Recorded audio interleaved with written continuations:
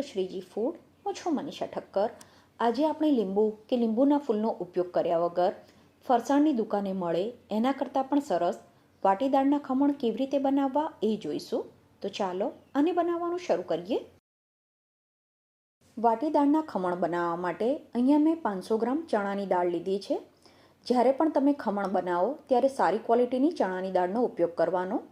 ચણાની દાળને સાફ કરીને પાણીથી 2 વાર ધોઈને પછી નોર્મલ રૂમ ટેમ્પરેચરના પાણીમાં પલાળીને એને 7 થી 8 કલાક માટે રહેવા દેવાની છે.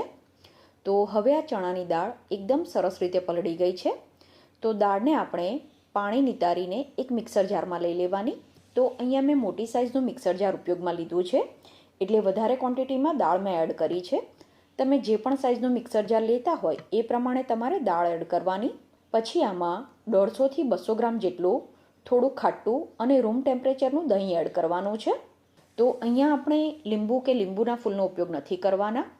તો અહીંયા આપણે એના બદલે દહીંનો ઉપયોગ કરવાનો. તો જણાવ્યું પ્રમાણે થોડું ખાટું દહીં લેશો તો આનો આથો પણ સરસ આવશે અને ખમણ ટેસ્ટમાં પણ સરસ લાગશે.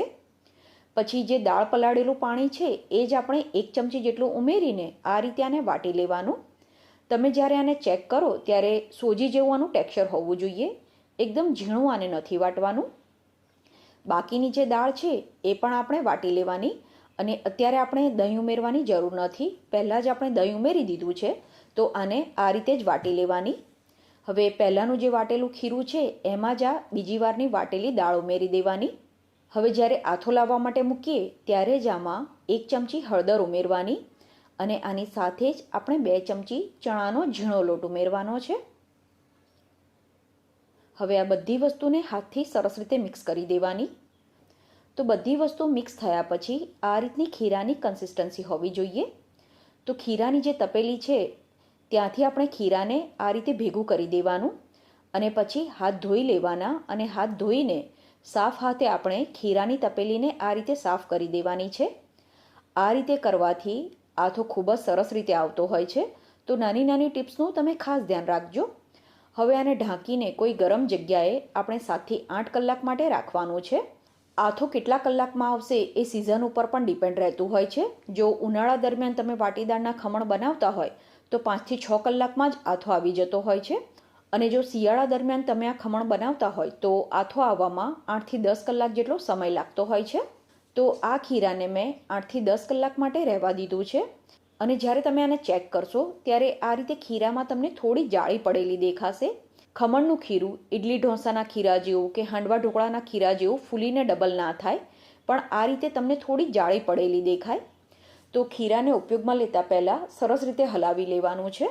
હવે આ બનાવેલું ખીરું જો તમારે બધું નથી વાપરવું તો આ ખીરાને તમે એરટાઇટ ડબ્બામાં ભરીને ફ્રીજમાં અઠવાડિયા સુધી સ્ટોર કરી શકો છો. ખીરું ફ્રીજમાં અઠવાડિયા સુધી સારું રહેતું હોય છે. તો જ્યારે પણ તમારે ખમણ બનાવવા હોય ત્યારે ખીરું ફ્રીજમાંથી બહાર કાઢીને રૂમ ટેમ્પરેચર પર આવવા દેવાનું અને પછી તમે આને યુઝ કરી શકો છો. અત્યારે હું બધું ખીરું યુઝ કરીને આટલી દાળમાંથી ટોટલ કેટલા ખમણ બને છે એ હું તમને બનાવીને બતાવવાની છું. તો બધું ખીરું હું યુઝ કરી લઈશ. ખીરામાં જ આપણે બાકીના મસાલા કરી દઈશું. તો સૌથી પહેલાં 2 ચમચી મીઠું ઉમેરવાનું. ખીરાની ક્વોન્ટિટી વધારે છે એટલે મીઠું મેં 2 ચમચી ઉમેર્યું છે. પછી આમાં વાટેલા આદુ મરચાં ઉમેરવાના. તો અહીંયા જે ડાર્ક ગ્રીન કલરના તીખા લીલા મરચાં આવે છે એનો ઉપયોગ કરવાનો. તો લગભગ મેં 10 થી 15 જેટલા લીલા મરચાં લીધા હતા અને સાથે જ એક નાનો ટુકડો આદુનો ઉમેરીને થોડું પાણી ઉમેરીને આ રીતની આની પેસ્ટ બનાવીને આમાં એડ કરી છે. લીલા મરચાંની ક્વોન્ટિટી પણ તમારા ઘરમાં જેવું તીખું ખવાતું હોય એ પ્રમાણે તમે ઓછી વધતી કરી શકો છો. પછી ખમણના ખીરામાં જ આપણે 1/4 કપ તેલ ઉમેરવાનું છે. તો અહીંયા તમારે સિંગતેલનો ઉપયોગ કરવાનો. જો સિંગતેલનો ઉપયોગ કરશો તો ખમણ ટેસ્ટમાં ખૂબ જ સરસ બનશે. પણ જો તમારી પાસે સિંગતેલ ના હોય તો સરસ્યું કે સોયાબીનના તેલ સિવાય તમે બીજું કોઈ પણ તેલ ઉપયોગમાં લઈ શકો છો. હવે બધી વસ્તુને હાથથી કે ચમચાથી સરસ રીતે મિક્સ કરી દેવાની. ખીરું અત્યારે થોડું જાડું લાગે છે તો જરૂર પ્રમાણે કે 1 થી 2 ચમચી જેટલું પાણી ઉમેરીને આને મિક્સ કરી દેવાનું. ખીરું વધારે પાતળું ના થઈ જાય એનું ખાસ ધ્યાન રાખવાનું છે. હવે આપણે આ ખમણ આથો લાવીને જ બનાવીએ છીએ, છતાં પણ આ ખમણ ઠંડા થયા પછી ડચુરો બાજે એવા ના બને એ માટે આમાં થોડો સોડા ઉમેરવાનો છે. તો 500 ગ્રામ જો તમે ચણાની દાળ લીધી હોય તો આટલું ખીરું બનીને તૈયાર થશે અને એમાં તમારે 1 ચમચી ખાવાનો સોડા ઉમેરવાનો અને સોડામાં 2 ચમચી જેટલું પાણી ઉમેરીને મિક્સ કરી દેવાનું છે. હવે સોડામાં સરસ રીતે મિક્સ થવો ખૂબ જ જરૂરી છે. જો સોડા બરાબર મિક્સ ના થાય તો કોઈ જગ્યાએ ખમણ તમને પોચા લાગશે અને કોઈ જગ્યાએ ખમણ તમને કડક લાગશે, એટલે આ વસ્તુનું ખાસ ધ્યાન રાખજો. તો સોડા ઉમેર્યા પછી તમારે આને ચેક કરી લેવાનું. તો અત્યારે મને આમાં થોડું મીઠું અને તીખાશ ઓછી લાગે છે, એટલે મેં બંને વસ્તુ આમાં એડ કરી છે. અને ફાઇનલી આ રીતની ખીરાની કન્સિસ્ટન્સી હોવી જોઈએ. પછી ખમણને બાફવા માટે આ રીતની મોટી એલ્યુમિનિયમની થાળી કે પછી જે એલ્યુમિનિયમનો તાસ આવે છે એ લેવાનો અને એમાં 2 ચમચી જેટલું તેલ લગાવી દેવાનું. પછી જે ખમણનું ખીરું તૈયાર કર્યું એ આમાં લઈ લેવાનું અને એને લેવલમાં કરી દેવાનું છે.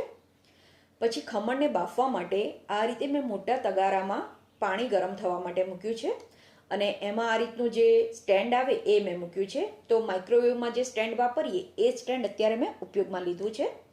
તો ખમણની થાળી આપણે આમાં મૂકી દેવાની અને આના ઉપર મેં બીજું નાનું તગારું ઢાંકી દીધું છે. તો અત્યારે હું વધારે ક્વોન્ટિટીમાં ખમણ બનાવું છું, એટલે આ રીતે મેં મોટી થાળી આમાં મૂકી છે. તમે જો ઢોકળિયામાં ખમણ બનાવતા હોય તો થોડી થોડી ક્વોન્ટિટીમાં અથવા તો ઢોકળિયાની થાળીમાં જેટલું ખીરું આવી રહે એ પ્રમાણે તમે એને સ્ટીમ કરજો.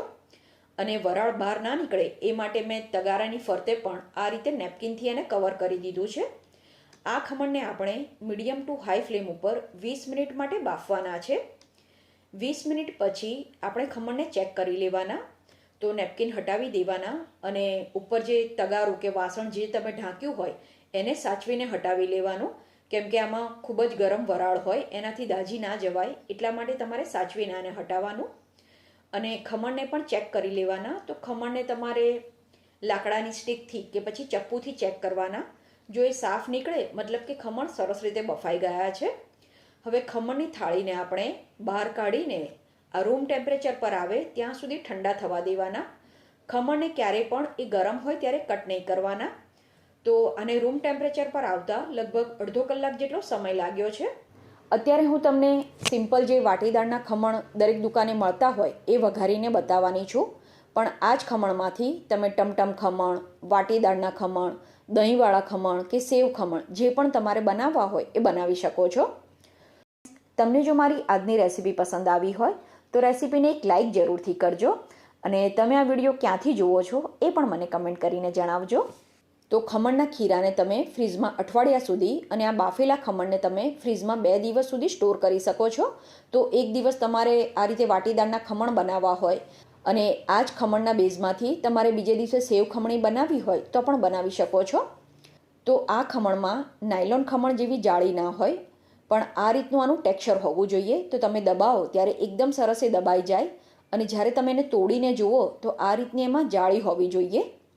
હવે આનો વઘાર કરી લઈશું. તો વઘાર કરવા માટે પણ મેં સિંગતેલનો જ ઉપયોગ કર્યો છે. સિંગતેલ એકદમ સરસ રીતે ગરમ થઈ જાય એ પછી આમાં રાઈ ઉમેરવાની.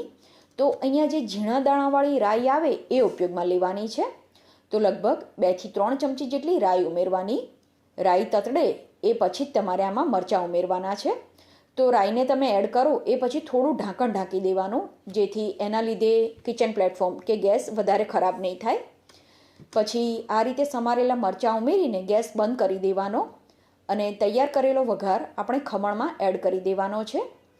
તો પહેલાં ખમણને તમારે આ રીતે ઉછાળીને મિક્સ કરવાના અને પછી તવીથાથી કે ચમચાથી વઘાર ખમણની સાથે સરસ રીતે મિક્સ કરી દેવાનો છે. છેલ્લે આના ઉપર સમારેલી કોથમીર ઉમેરી દેવાની. આ રીતે બનાવેલા ખમણ જો તમે ઠંડા થયા પછી પણ ખાશો તો આ સહેજ પણ કડક કે ગળામાં ડચુરો વળે એવા નહીં લાગે અને ચટણી વગર પણ આ ખમણ ખાવાની ખૂબ જ મજા આવશે. તો તમે આ રીતે ખમણ બનાવીને જરૂર ટ્રાય કરજો અને બીજી કઈ રેસીપી તમે શીખવા માંગો છો એ પણ મને કમેન્ટ કરીને જણાવજો.